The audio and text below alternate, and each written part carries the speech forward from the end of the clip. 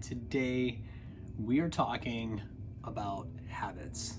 In particular, I want to talk about habits in the classroom.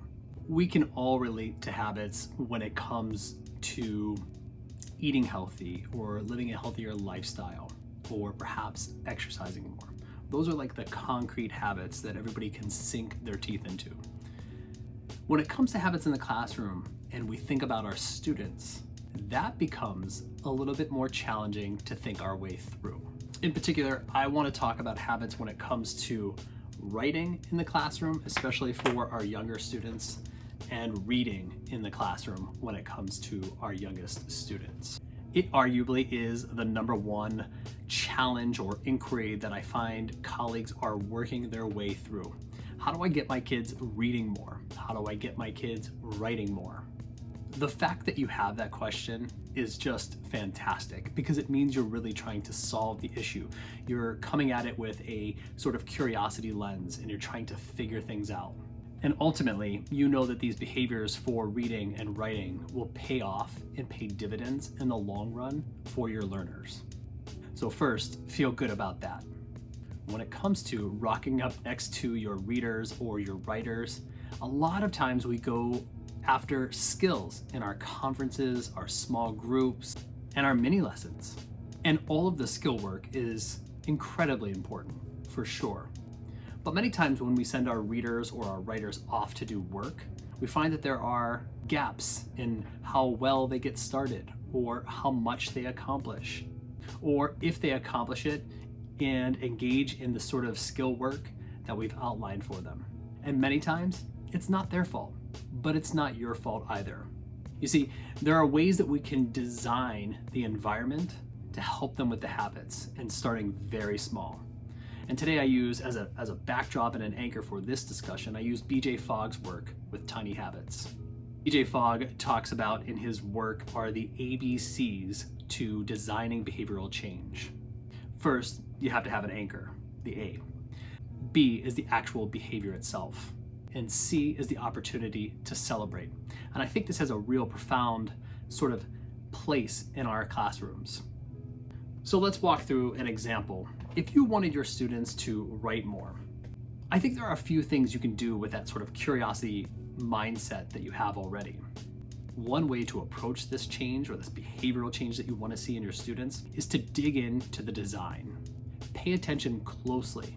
Is there opportunity for your students to read or write? And in most cases, that's a yes.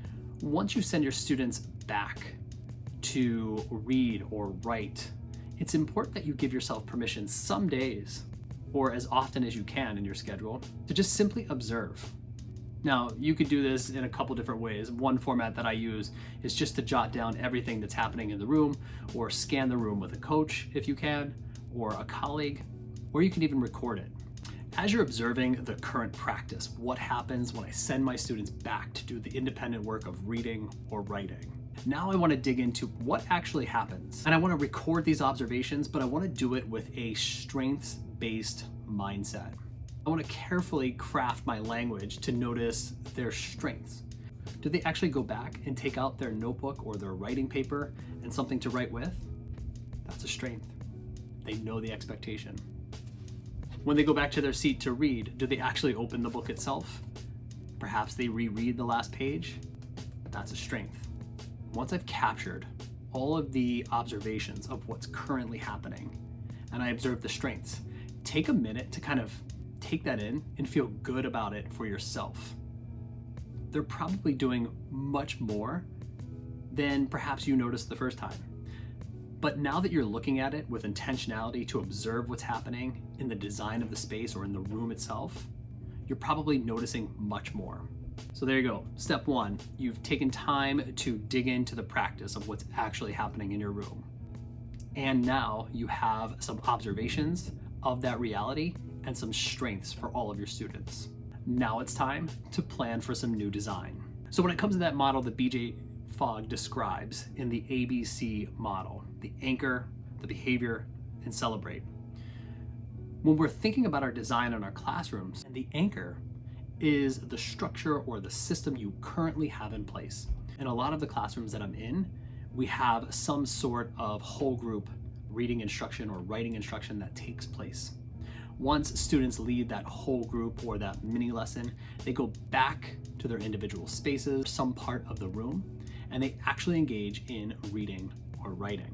So the anchor in most cases is certainly there. What I want to do is I want to tie the new behavior, reading more, writing more, I want to tie it to that anchor. So next I identify the behavior. If this were working really well in my classroom, what would it look like? You might say things like, well, students would be writing within the first 5 minutes of me sending them back. Great. If that's the behavior that you desire, or reading in the first 5 minutes of me sending them back. If that's the behavior that you desire and you already have the anchor, the time for that to happen, next we have to look at what happens when they actually go back. Perhaps you might script out for some students who have a hard time getting started, reading in that first 5 minutes or writing in that first 5 minutes. Perhaps for some they need a plan. So it's about you taking time to develop that plan or co-plan with them about what they'll do first, almost like a checklist. When you go back to your seat, the first thing you're going to do is reread the last page that you were on. Or if it's in writing, the first thing you'll do when you go back to your seat is to make sure that you take out your paper and your writing utensil. Those little micro steps or tiny steps can really go a long way in setting up the design of the behavior that you want, which is reading or writing in the first 5 minutes. And now that I've designed that small first step for my students, now I want to take time to engage with that C, celebrate. The minute that I see them operating with their pen and paper out or rereading that last page, those are the moments that we have to go over and capture it. Because the more we reinforce that behavior, that's what good readers or writers do when they go back independently, the more likely they are to engage with that behavior again and again. So today we talked about a lot. We talked about designing for habits and behaviors that we desire in reading or writing in our classroom. If the problem is your students aren't reading or writing, you could look in at skills and decide if it's a skills-based issue, but many times it could end up being a habits-based issue. And if it is a habits-based issue, then we can certainly design our environment to accommodate for new behaviors and new habits. What we really want to focus in on is making sure that we design for the smallest habit to occur. So you could ask yourself, is there opportunity for students to read and write? And most certainly that's a yes in all of your classrooms. Then I want to take careful time to actually observe what currently happens in that space. I want to approach it with a curious mindset and really dig into what's my reality now. And I could record these observations and gather some strengths for what my students already do really well. And it could be the smallest thing, like taking out the book or taking out the paper. Once I have taken enough time to dive into the design of what's currently happening in my room, now I can design for what I want to occur. So I ask myself the question, if this were working really well for either all of my students or perhaps subgroups of students in my classroom, what would that look like? What do I want it to be? And then I coach into the smallest behaviors and habits that I think will best set my kids up to be successful with reading or writing. That could be anything from when my students go back, I want them reading or writing in the first 5 minutes.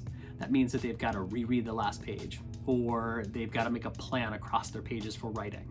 If that were going really well, I would script the smallest move for them to make when they go back to their seat. Like, make sure that the first thing you do is check your bookmark and reread that last page.